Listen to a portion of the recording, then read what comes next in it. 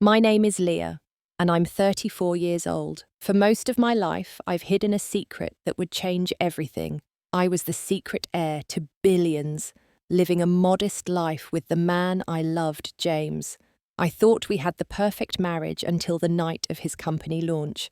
I arrived early to surprise him with my support, both emotional and financial. Instead, I discovered the ultimate betrayal. Before I tell you how I turned this betrayal into my greatest triumph, let me know where you're watching from and hit that subscribe button if you want more stories about finding strength when life falls apart. I grew up in a small town in Arizona, raised by wonderful adoptive parents who owned a local hardware store. Tom and Linda Johnson taught me the value of hard work, honesty, and living within your means. We weren't poor, but we certainly weren't wealthy. I worked after school at the store, earned my own spending money, and saved for college, just like any normal kid. When I turned 25, my life changed forever.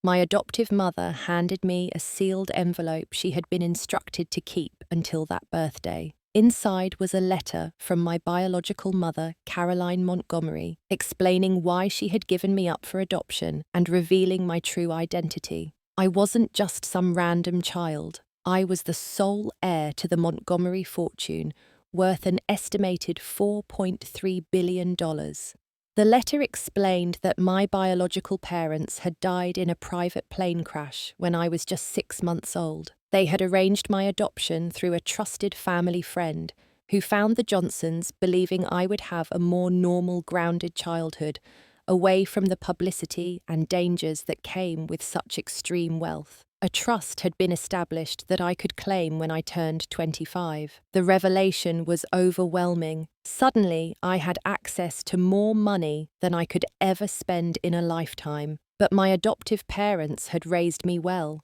Instead of immediately claiming my inheritance and diving into a life of luxury, I decided to take time to process this information. I wanted to make sure that when I did step into my role as a Montgomery, I would do so with purpose and responsibility. I decided to continue living normally, at least for a while. I wanted to find genuine connections and build a real life before claiming my fortune. My adoptive parents supported my decision, proud that their values had taken root so deeply. That's how I found myself working as a barista at a local coffee shop in Seattle, where I had moved after college. I was living comfortably but modestly, secretly meeting with financial advisors and lawyers about my inheritance while otherwise maintaining my normal life. It was at that coffee shop that I met James Adams. He was 30, ambitious, handsome, with warm brown eyes and an infectious enthusiasm for technology. He came in every morning for his Americano, always taking time to chat despite his busy schedule. James was a tech entrepreneur working on his startup, passionate about creating software that would revolutionize supply chain management. His energy was magnetic, his dreams admirable. After weeks of morning conversations, he finally asked me out. Our first date was a hike around Lake Washington, followed by a picnic he had carefully prepared. Unlike other men I'd dated, who tried to impress with expensive restaurants or flashy cars, James seemed genuine, down to earth. Our relationship blossomed quickly. We spent weekends exploring the Pacific Northwest, staying in rustic cabins, and having deep conversations about our dreams and ambitions. I fell in love with his drive, his intelligence, and what I believed was his authenticity. 8 months into our relationship, James proposed. The ring was modest, a small diamond he had saved for months to afford. He apologized that it wasn't grander, promising that someday he would replace it with something worthy of me. I assured him it was perfect because it represented real sacrifice and love. Throughout our courtship and engagement, I struggled with whether to tell James about my inheritance. Each time I considered revealing my secret, I hesitated. I wanted to be absolutely sure he loved me for who I was, not what I was worth. I decided I would wait until his business found success on its own merits. Then, when he had proven himself, I would reveal my wealth as a way to support his already successful vision, not as a crutch he might come to depend on. We had a small wedding with just 50 guests in a charming garden venue. James promised to build a future for us through his hard work and determination. I believed every word. After the wedding, we settled into a comfortable but not luxurious 2-bedroom apartment in Seattle's Capitol Hill neighborhood. James continued developing his tech startup, and I took a job as an office manager at a local nonprofit, a step up from my barista position, but still far from revealing my true financial status. I was playing a role, but I was also happier than I had ever been. I had found love with someone who didn't know about my wealth. It felt pure, untainted by the complications money often brings. Or so I thought. The first 2 years of our marriage were blissful. We supported each other's careers and dreams, spent quiet evenings cooking together in our small kitchen, and planned weekend getaways when we could afford them. James worked tirelessly on his startup, often staying late at his small office space downtown. I admired his dedication and never questioned his long hours. On Thursdays, I would tell James I was meeting friends for dinner,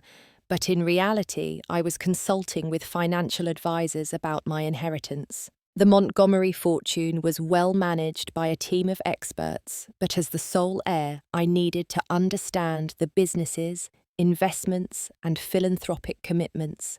These secret meetings were my only connection to my true identity, and I found myself living a double life. Leah Adams, modest office manager and supportive wife by day, Leah Montgomery, billionaire heiress, making million-dollar decisions by night. Meanwhile, James was facing constant rejection from investors. His technology had potential, but securing funding in the competitive Seattle tech scene proved challenging. I would hold him when he came home defeated after unsuccessful pitch meetings, assuring him that his breakthrough would come. So many times I wanted to tell him about my wealth. I could fund his entire company with just a tiny fraction of my inheritance. But I also understood his pride. James had always talked about making it on his own terms. He wanted to earn his success. I respected that desire even as I watched him struggle. Everything changed when James hired Sophia Rodriguez as his marketing director. He had finally secured a small round of seed funding enough to hire a few key employees. When he first mentioned Sophia, he spoke of her impressive background in tech marketing and her previous work with several successful startups. I met her at a small company dinner James organized to welcome his new team members. Sophia was stunning tall with glossy dark hair, impeccable style, and a confidence that filled the room. While she was perfectly pleasant to me, something about her made me uncomfortable. Perhaps it was the way her hand lingered on James's arm when she laughed, or how her eyes seemed to dismiss me after learning I worked at a small non-profit.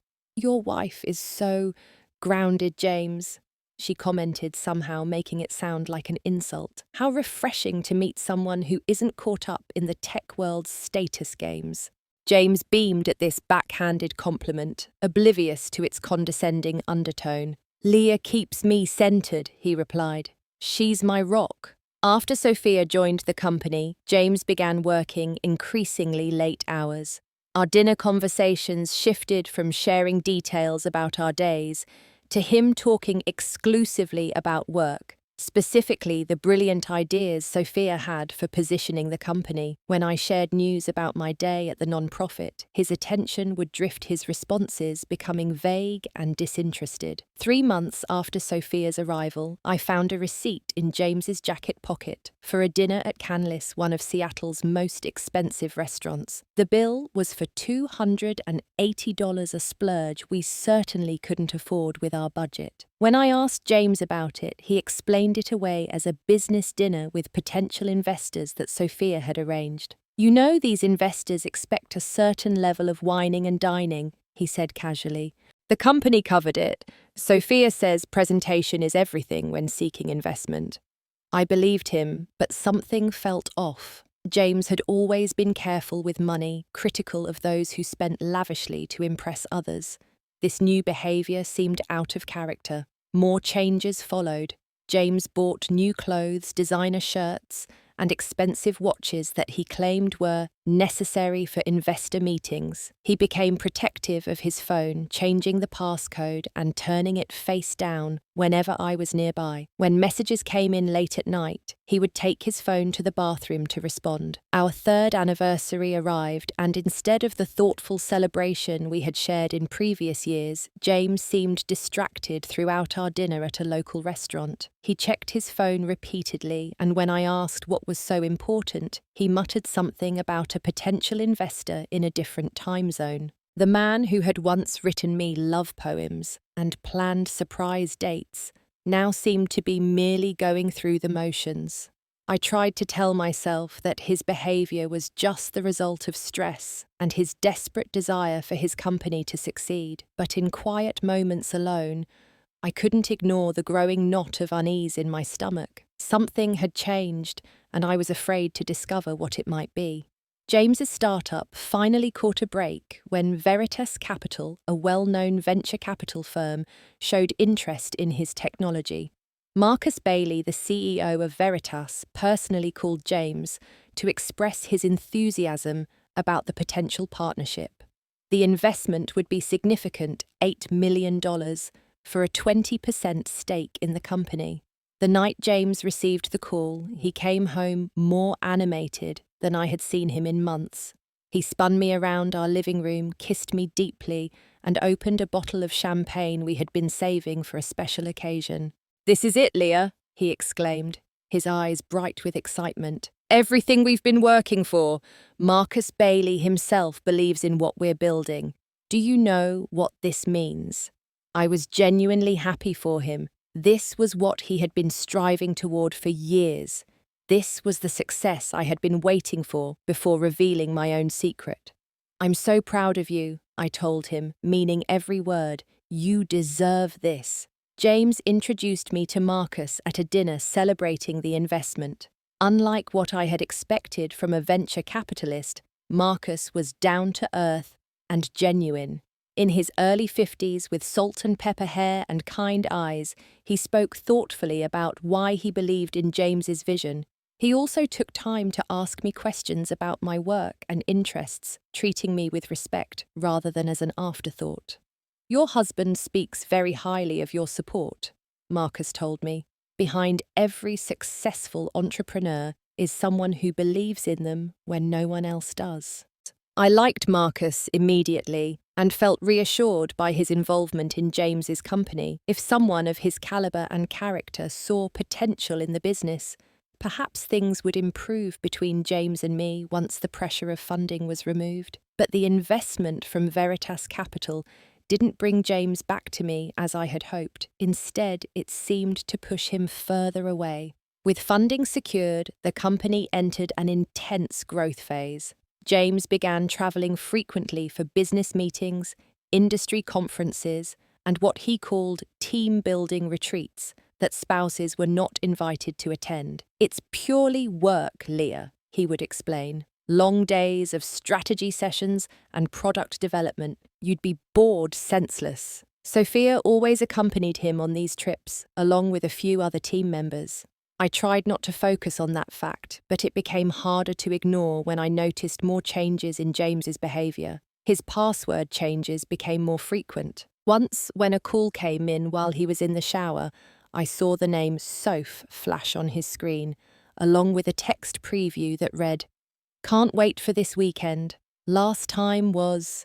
The message cut off there, and I fought the urge to open it. When James emerged from the shower and saw me near his phone, he casually picked it up and slipped it into his pocket without comment.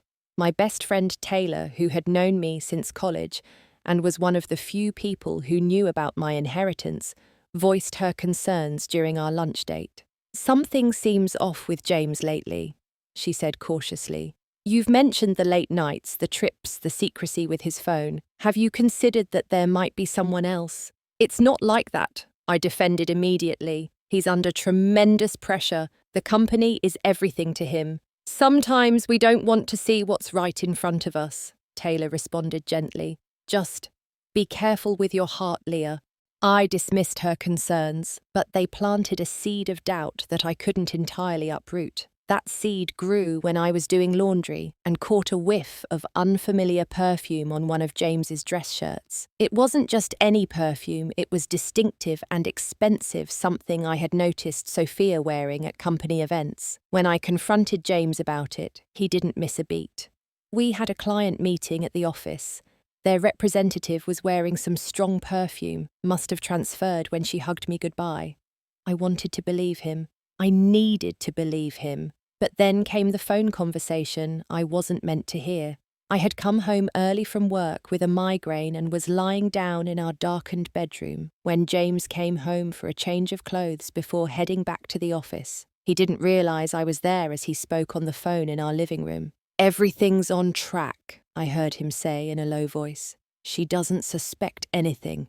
"It's all coming together exactly as we planned." My blood ran cold. There was only one she he could be referring to. I wanted to burst into the room and demand an explanation, but something held me back. If my suspicions were correct, I needed more information before confronting him. James left without ever checking the bedroom, and I lay there for hours turning over every interaction, every excuse, every late night in my mind. The conclusion I kept reaching was painful, but increasingly difficult to deny. A week later, James announced that his company would be holding an official launch event to unveil their product to the industry and press. Veritas Capital would be hosting it at an exclusive high-rise venue in downtown Seattle. "This is it, Leah," James said, his eyes bright with an excitement I once found endearing. "Everything we've worked for. This is your chance to finally be part of my world." If only he knew that I was preparing to welcome him into mine. After years of hiding my true identity, I decided that James's company launch event would be the perfect opportunity to reveal my secret. His business was now secure with Veritas Capital's investment.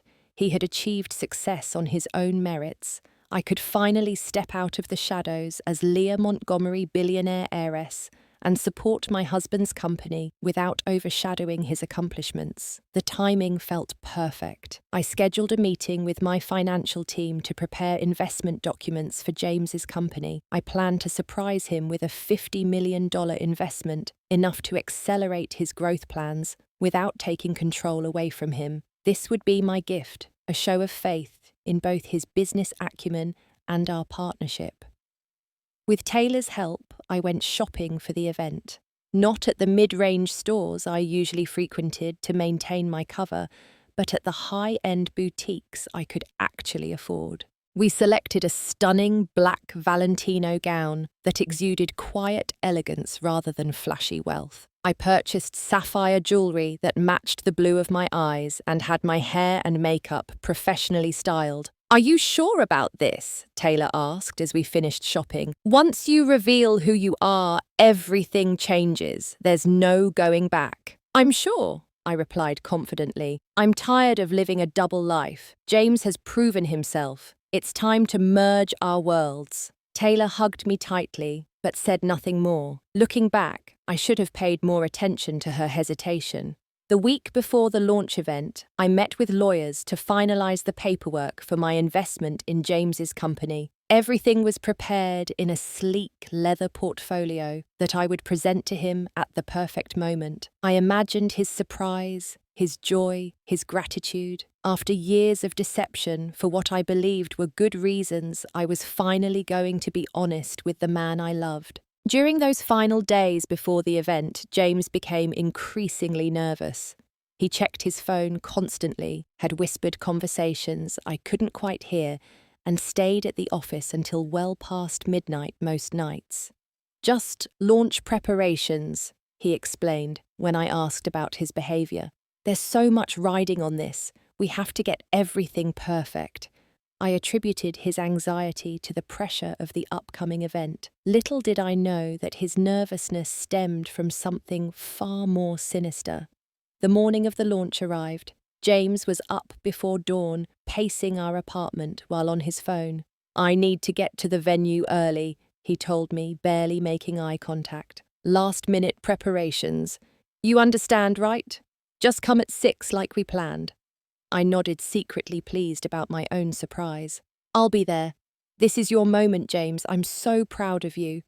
He kissed me quickly on the cheek and left. I spent the day getting ready, my excitement building with each hour. By late afternoon, I was transformed not just in appearance, but in mindset. Tonight, I would finally step fully into my identity as Leah Montgomery. I arrived at the venue at 5:30, wanting to surprise James before the other guests arrived at 6. The event was being held at the Altitude Lounge, a stunning space on the 40th floor of a downtown Seattle high-rise, with floor-to-ceiling windows offering panoramic views of the city and Puget Sound. The space had been transformed with sleek, modern furniture, interactive product displays, and elegant floral arrangements. Staff in black attire were making final preparations, setting up the bar, and arranging platters of gourmet hors d'oeuvres. I clutched my leather portfolio containing the investment documents and made my way toward the back of the venue where I knew James's private office for the event would be located. My heart pounded with anticipation. After 5 years of marriage, I was finally going to share my full self with my husband. As I approached the hallway leading to the private offices, I heard voices, James's voice and a woman's, Sophia's. I slowed my steps, not wanting to interrupt if they were discussing last-minute event details.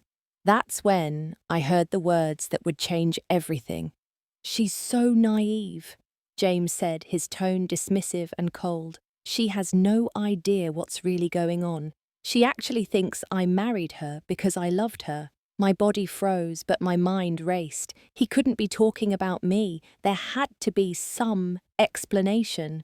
Sophia's laugh was soft and venomous. "Well, you've played your part perfectly. Once we secure the next round of funding after tonight's launch, we can stop pretending. Have you figured out how much longer you need to stay with her?" "Not much longer," James replied. "Marcus is fully invested now. He doesn't need to see the dutiful wife act anymore." I must have made a sound, a gasp, or a step backward because the conversation suddenly stopped. I should have turned and run, preserved some dignity, but some force pushed me forward instead. I needed to see with my own eyes what my heart already knew. I pushed open the door. The office door swung open, revealing a scene that would be forever burned into my memory. There was James, my husband of 5 years, entangled with Sophia on a sleek leather couch that had been converted into a bed. His shirt was unbuttoned, her skirt hiked up their limbs, intertwined in unmistakable intimacy. For a moment, time seemed to stop. The floor beneath my feet felt like it was dissolving.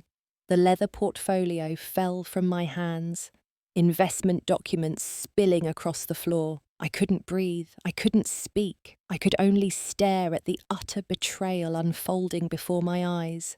James jumped up, hastily adjusting his clothes. His face registered shock, then guilt, then most disturbingly calculation. Not the panic of a man caught in a moment of weakness, but the quick assessment of someone figuring out how to manage a complication in his plan. "Leah," he said, his voice oddly calm, "you're early." Those words, so inadequate, so callous, broke the spell of shock that had frozen me in place. A wave of nausea hit me, followed by a surge of anger so powerful it felt like it might consume me from within. "How long?" I managed to ask, my voice barely above a whisper. Sophia hadn't bothered to move from the couch. She sat up languidly, straightening her clothing with no sign of shame. Her red lipstick was smeared, but her composure was intact, a small smirk playing at the corners of her mouth. "Should I give you two some privacy?" she asked mockingly. "Stay," James said to her before turning back to me. "Leah, this isn't what it looks like." "Then what is it, James?" My voice grew stronger with each word. "Because it looks exactly like you're having an affair with your marketing director in your office an hour before your company launch event." He stepped toward me, hands outstretched in a placating gesture. It's complicated. The stress of the launch, the pressure I've been under. It was a mistake, a one-time thing. Sophia's laugh cut through his pathetic excuse. One time, James darling, you really are a terrible liar. She looked at me directly, her eyes cold. Since you're here, you might as well know it's been going on for over a year, practically since the day I joined the company. A year, more than a quarter of our marriage. All those late nights, business trips, weekend retreats. While I had been protecting my secret to preserve our authentic relationship, James had been living a double life of a different kind. Why? I asked the single word containing all my hurt, betrayal, and confusion. James ran a hand through his hair, a gesture I had once found endearing. Now it just seemed like another performance. Leah, you have to understand. She knows James, Sophia interrupted, rising from the couch and walking toward me. About your wife's little secret. My blood ran cold. What are you talking about? The Montgomery fortune, Sophia said, circling me like a predator. Did you really think no one would figure it out? Your carefully maintained middle-class facade, the mysterious Thursday meetings, the resources you somehow had access to despite your modest non-profit salary. I looked at James, hoping desperately to see confusion on his face, proof that he hadn't known that he hadn't married me for my money. Instead, I saw resignation and a flash of anger at Sophia for revealing too much. How long have you known? I asked him, my voice hollow. He hesitated before answering, calculation visible behind his eyes. I had suspicions before we got married. A colleague at my previous company mentioned the Montgomery heir who had been adopted out as a baby. The timing matched what you had told me about your adoption. So our entire relationship was a lie. The pain was physical now, a crushing weight on my chest. Not entirely, James said, attempting to salvage something. I was attracted to you. I enjoyed being with you. But yes, I pursued you because I suspected you had money. The perfect angel investor who wouldn't interfere with my vision. Sophia laughed again. He was so proud when he confirmed it. We celebrated that night, the first time we were together actually. James shot her a warning look, but she ignored him. He told me everything about you, she continued. How you fold your clothes just so, how you talk in your sleep, how you cry during sad movies but try to hide it. All those intimate little details husbands shouldn't share with their colleagues. She emphasized the last word with deliberate innuendo. The violation of those private moments I had thought were sacred between husband and wife, was almost worse than the physical betrayal. James hadn't just shared his body with another woman. He had given away pieces of my soul. You were planning to access my money all along, I said, the pieces finally fitting together. This launch, the investment from Veritas, it was all part of your plan. Business is business, Leah, James said, his mask of contrition slipping to reveal cold ambition beneath. I needed starting capital to attract real investors. Once we were established, you would have naturally wanted to support your husband's company. Everyone would win. Except I would have been living a lie, married to someone who never loved me. My voice broke on the last words. Love is overrated in business, Sophia interjected. James needed a certain image to attract investors like Marcus Bailey, the devoted wife, the inspiring partnership story. You played your part perfectly, if that's any consolation. I thought of all the nights I had held James when he came home dejected from failed investor meetings, how I had encouraged him, supported him, believed in him, how I had crafted elaborate excuses to myself for his increasingly suspicious behavior, how I had been planning just minutes ago to invest $50 million in his company as a gesture of love and support. The leather portfolio still lay on the floor where I had dropped it, the Montgomery family crest visible on one of the scattered documents. James followed my gaze, and realization dawned on his face. You were going to tell me tonight, he said, stepping toward the papers. You were finally going to invest. I moved quickly, gathering the documents before he could reach them. Yes, I was going to give you $50 million because I thought you loved me, because I thought you had earned your success legitimately. His eyes widened at the figure. 50 million. Leah, we can still make this work. We can stop. I held up my hand, a strange calm settling over me. Just stop. There's nothing you can say that will fix this. A commotion from the main event space interrupted our confrontation. Voices and movement indicated that guests were beginning to arrive. The launch was about to begin. You should go greet your guests, I said, my voice oddly steady. Your big moment awaits. Leah, please, James said, suddenly panicked as he realized I might make a scene. We can discuss this later privately. Don't ruin the launch. Marcus is out there. Investors press. Don't worry, James, I replied, gathering the last of my documents and my dignity.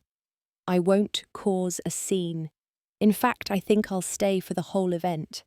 I'm curious to see your presentation. Fear flashed across his face. What are you going to do?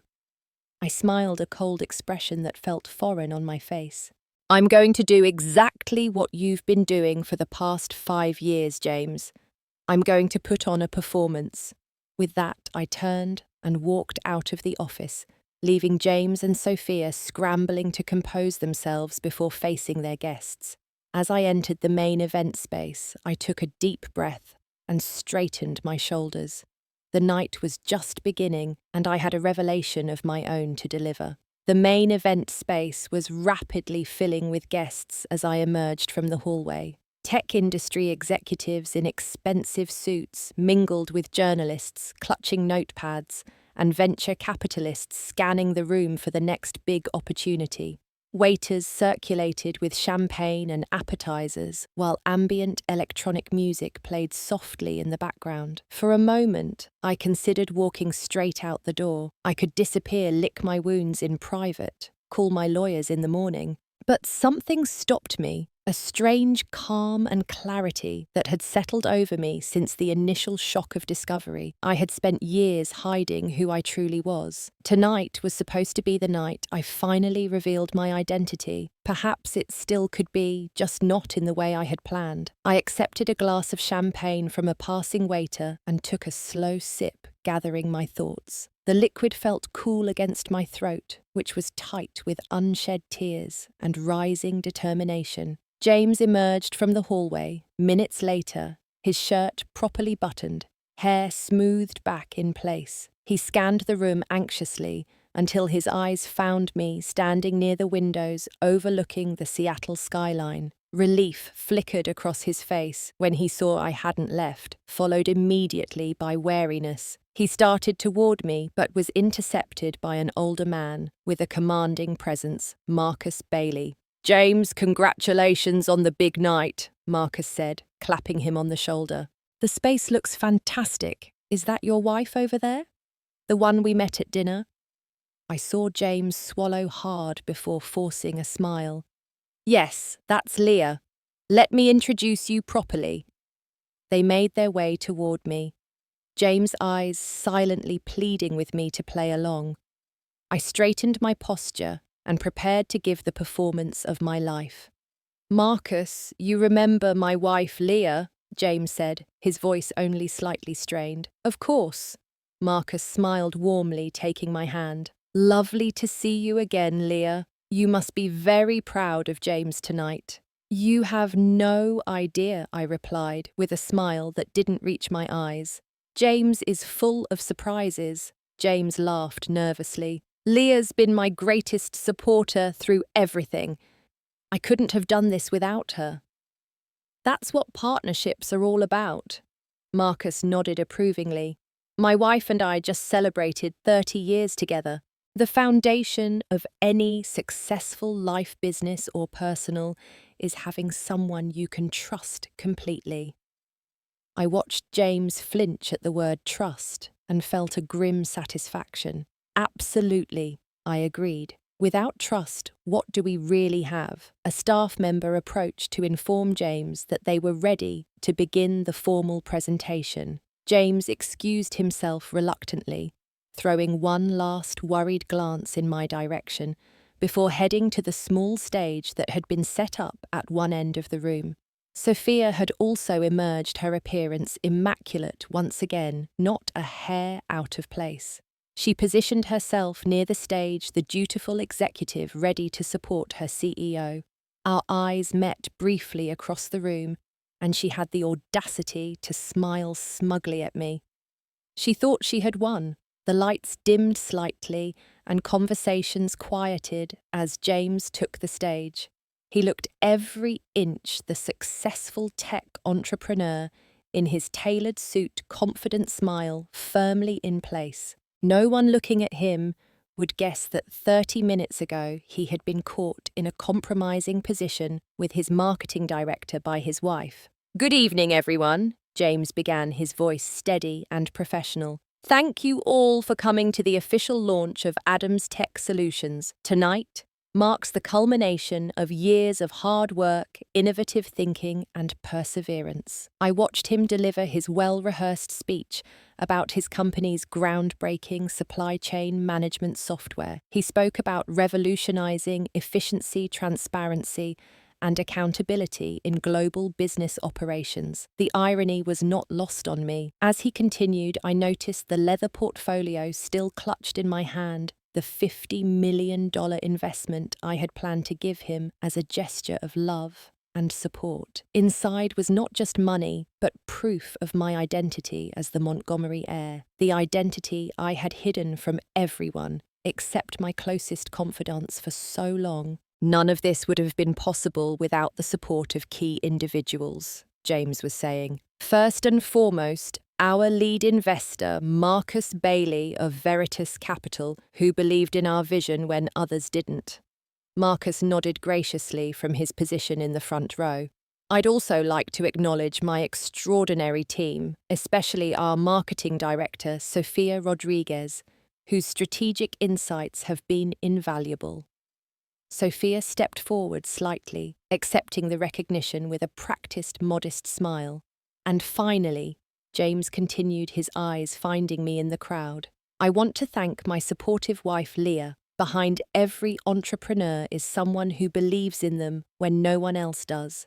Leah has been my rock through the ups and downs of building this company. Would you come up here for a moment, darling? This was not part of the program we had discussed. James was improvising, trying to control the situation by keeping me close and visible. A public setting where I couldn't make a scene without embarrassing myself. Whispers and encouraging smiles followed me as I made my way to the stage.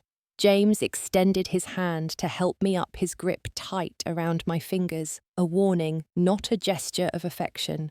Leah has supported me through countless late nights, failed investor meetings, and moments of doubt, James told the crowd, his arm now around my waist, holding me firmly beside him. She believed in me from day one, when I was just a guy with a dream working out of a tiny apartment. The audience murmured appreciatively at this display of marital devotion, if only they knew. "Would you like to say a few words?" James asked me, his smile tight, eyes silently begging me not to destroy everything. He was handing me a microphone, assuming I would play along with his charade, say something brief and supportive, and step back into the shadows. That had been our dynamic for 5 years, James, in the spotlight. Me, the quiet, supportive wife. But not tonight. Tonight, I would finally speak my truth. I took the microphone, my hand steady despite the adrenaline coursing through my veins. "Thank you, James. I do have a few words I'd like to share." I turned to face the audience, feeling James tense beside me. "My husband has talked about transparency and trust in business relationships tonight. Those aren't just business values, they're the foundation of all meaningful relationships." My voice was clear and carried throughout the room. For the past 5 years, I've kept a secret from most of the world, including many of you in this room. I opened the leather portfolio and removed a document bearing the Montgomery family crest. My name is Leah Montgomery Adams, sole heir to the Montgomery fortune. A murmur rippled through the crowd. Several people gasped, Marcus Bailey's eyebrows shot up in recognition of the name. I kept my identity private because I wanted to live a normal life to form genuine connections based on who I am, not what I'm worth. I wanted to find love that wasn't tainted by wealth or status. I paused, letting my words sink in. Tonight, I came here planning to reveal my identity publicly and announce a $50 million investment in my husband's company. The murmur became a buzz of excitement. James's hand tightened painfully around my waist. But before I could make that announcement, I discovered something else that needs to be shared in the interest of transparency. I stepped away from James's grip, creating physical distance between us. Just an hour ago, I walked in on my husband and his marketing director in a rather compromising position. The room fell deadly silent. All eyes darted between me, James, and Sophia, who had gone pale. I also learned that my husband pursued me and married me because he suspected my true identity. Our entire relationship was built on his plan to eventually access my fortune to fund his business ambitions. James stepped forward, reaching for the microphone. "Leah, that's not—" I held up my hand, stopping him mid-sentence. "The irony is, I would have given you the money freely, James. All you had to do was love me honestly." I turned back to the stunned audience. "To those of you who invested in Adam's Tech Solutions based on James's vision and character, I encourage you to reevaluate that decision. A business leader who builds his personal life on deception will bring that same lack of integrity to his business relationships." With that, I handed the microphone back to James, who stood frozen in shock, and walked off the stage. The room remained silent as I made my way through the crowd toward the exit. Just before reaching the door, I felt a hand on my arm. It was Marcus Bailey. "Ms. Montgomery," he said quietly, his expression a mix of admiration and concern. That was the most dignified response to betrayal I've ever witnessed. "If you're willing, I'd like to speak with you another time, not about James or his company, but about potential investment opportunities worthy of your consideration." I nodded somehow, maintaining my composure. "I'd appreciate that, Mr. Bailey. My lawyers will be in touch." With a final glance back at the room at James, still standing, shell-shocked on stage at Sophia, trying to fade into the background at the whispers and shocked expressions spreading through the crowd, I walked out the door and into the cool Seattle evening, finally free of lies, both his and my own. The days following the launch event passed in a blur of emotion and activity. I moved out of our apartment while James was desperately trying to salvage relationships with his investors. I took only what truly belonged to me, leaving behind the modest furniture and appliances we had purchased together. I didn't need them. For the first time since learning of my inheritance, I checked into a luxury hotel under my real name, Leah Montgomery. The divorce proceedings began immediately. My lawyers, who had been managing the Montgomery estate for years, took charge with ruthless efficiency. James attempted to contact me multiple times, his messages evolving from angry accusations to desperate pleas for forgiveness, and eventually to pathetic attempts at manipulation. "We can still make this work," his final voicemail said. "I made a mistake, but what we had was real. At least part of it was real. Don't throw away 5 years over one indiscretion." I deleted the message without responding. There was nothing left to say. With my identity now public, I faced another challenge, stepping fully into my role as the Montgomery heir. For years, I had been managing the fortune from the shadows, making decisions through intermediaries and advisors. Now, I needed to become the face of the Montgomery legacy. My first public act was establishing the Montgomery Innovation Fund, a tech investment vehicle specifically focused on supporting women entrepreneurs. I wanted something positive to emerge from my painful experience, a way to help other women succeed in the male-dominated tech world without relying on men like James. 3 months after the launch event, I met with Marcus Bailey at his office in downtown Seattle. True to his word, he had reached out through proper channels with no mention of James or his company. "I've been researching your investment strategy since we last met," Marcus said, as we settled into the comfortable chairs in his corner office with views of Puget Sound. "The Montgomery portfolio is impressively diverse and forward-thinking. Your focus on sustainable technologies and ethical business practices is particularly noteworthy." "Thank you," I replied. "I believe wealth carries responsibility. My biological parents established that philosophy, and I intend to honor it." "That's precisely why I wanted to meet," Marcus continued. "Veritas Capital is launching a new fund focused on breakthrough medical technologies, companies working on treatments for previously untreatable conditions. Given your interest in both cutting-edge technology and social impact, I thought this might align with your investment philosophy." We spent the next 2 hours discussing potential collaborations. It was refreshing to engage with someone who treated me as a competent investor rather than just a wealthy woman. By the end of our meeting, we had outlined a partnership that would leverage both the Montgomery fortune and Veritas Capital's expertise to support promising medical startups. As we concluded our meeting, Marcus hesitated before asking, "May I speak candidly about a somewhat personal matter?" I nodded, curious about what he might say.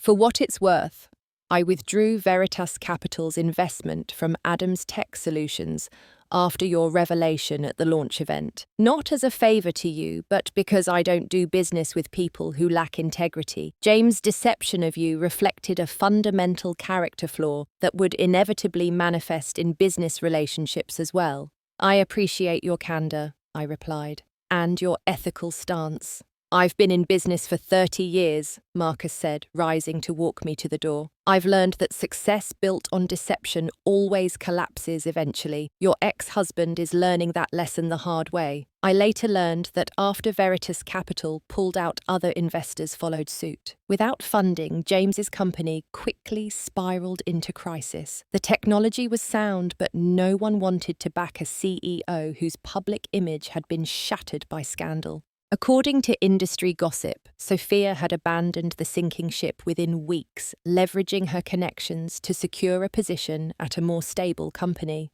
6 months after the launch event disaster, I encountered Sophia at a tech industry conference where I was speaking about the Montgomery Innovation Fund. She approached me during the reception afterward, champagne glass in hand and confidence seemingly undiminished. "Leah Montgomery in the flesh," she said, her tone artificially light. "Or should I still call you Leah Adams?" "Montgomery is fine," I replied coolly. "I'm surprised to see you here, Sophia." "Oh, I land on my feet," she shrugged. "Unlike James. Did you hear his company filed for bankruptcy last month? Such a shame. The technology actually had potential. And yet, here you are prospering while he fails," I observed. "Loyalty clearly isn't your strong suit." Her smile faltered slightly. "Business is business." James understood that. We both used each other to get ahead. "And how did that work out for you?" I asked. Sophia's composure cracked just slightly. "Look, I didn't come over to fight. I actually wanted to say, well, it wasn't personal. What happened with James? It was just—" "Let me stop you there," I interrupted. "It was extremely personal to me. You both violated my trust, my marriage, and my privacy. The fact that you can stand here and suggest otherwise shows you've learned nothing from this experience." I set down my glass and prepared to walk away, then turned back with one final thought. The saddest part is that you and James were so focused on schemes and shortcuts that you missed the real opportunity. If he had simply been honest and built a genuine relationship with me, I would have happily invested in his company. You both could have had legitimate success instead of this hollow end. Walking away from that conversation, I felt a weight lift from my shoulders. I had said my piece, stood my ground, and could now fully close that chapter of my life. The healing process hadn't been easy. I spent months in therapy, working through the betrayal trauma and rebuilding my sense of self-worth. I reconnected with my adoptive parents who had been heartbroken about James's deception, but remained my most steadfast supporters. Their simple values, honesty, hard work, integrity, had turned out to be the truest form of wealth all along. I also formed new friendships within the business and philanthropic communities, where I now moved openly as Leah Montgomery. These relationships, based on mutual respect and shared values rather than deception, helped restore my faith in human connection. The Montgomery Innovation Fund became my passion. Within its first year, we backed 15 women-led startups, several of which were already showing tremendous promise. I took an active role in mentoring these entrepreneurs, sharing both business insights and personal lessons about maintaining integrity in a world that often rewards cutting corners. 1 year after the launch event that had changed everything, I stood at the window of my new home, a beautiful but not ostentatious house overlooking Lake Washington, and reflected on the journey. The woman who had hidden her identity out of fear that no one would love her for herself had been replaced by someone stronger, more authentic, and more at peace. The greatest lesson I learned from my experience with James wasn't about the dangers of trust or the prevalence of deception. It was about the power of living truthfully. By hiding my identity, I had inadvertently created the perfect environment for deception to flourish. Only by embracing my full self, wealth, power, vulnerability, and all could I build a life of genuine connections. True strength, I discovered, comes not from wealth or relationships, but from authenticity, from aligning your outer life with your inner truth. Money can be stolen, relationships can end, but no one can take away your integrity if you choose to maintain it. As for love, I haven't given up on finding it, but next time, I won't be hiding who I am or what I bring to the relationship. The right person will value me for all that I am not, for what they can gain from me. My journey continues, but now I walk it as my complete authentic self, and that I've found makes all the difference. If my story resonated with you in any way, please share in the comments below how you've dealt with betrayal or found strength in revealing your true self. Have you ever had to rebuild after a major life upheaval? Your stories help others feel less alone. Don't forget to like and subscribe if you want more authentic stories about finding strength through life's toughest moments. Thank you for listening to my journey, and remember, your greatest power lies in being unapologetically yourself.